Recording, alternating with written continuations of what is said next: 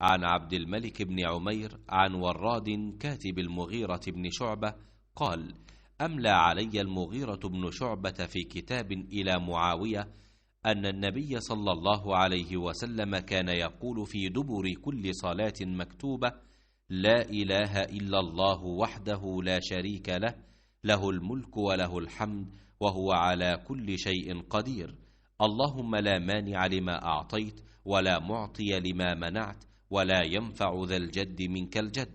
وقال شعبة عن عبد الملك بهذا، وعن الحكم عن القاسم بن مخيمرة عن وراد بهذا. وقال الحسن: الجد غنى.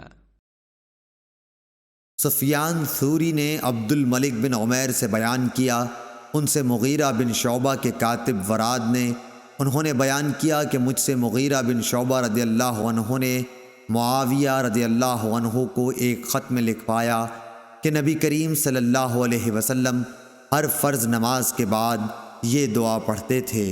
तर्जुमा: अल्लाह के सिवा कोई लायक इबादत नहीं और उसका कोई शरीक नहीं, बादशाहत उसकी है और तमाम तारीफ़ उसी के लिए है, वो हर चीज़ पर कादिर है।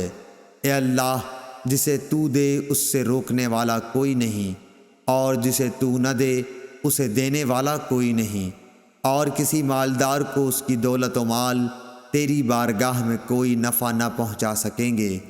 शौबा ने भी अब्दुल मलिक से इसी तरह रिवायत की है।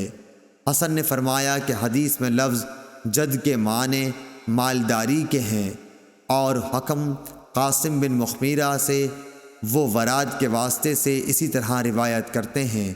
सही बुखारी हदीस नंबर 844।